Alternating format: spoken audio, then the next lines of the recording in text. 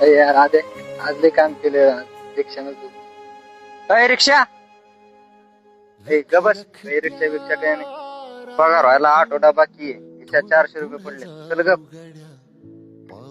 यार ते नको खर्च करू माहित नाही. हे काय यार खर्च करतो. आपल्या सकाळचा नाश्ता होईन यात पैशाचा. ते का मग काय खर्च करू. चल दादा एक मदत हवी. कशाची मदत रे? गावाकडून शहराकडे नोकरी बघण्यासाठी आलो होतो. पण थोडासा नोकरी तर नाही भेटली. पण रेल्वेमध्ये माझं पाकिट मारलं गेलं. गावाकडे जाण्यासाठी रेल्वेचं तिकीट तर आहे.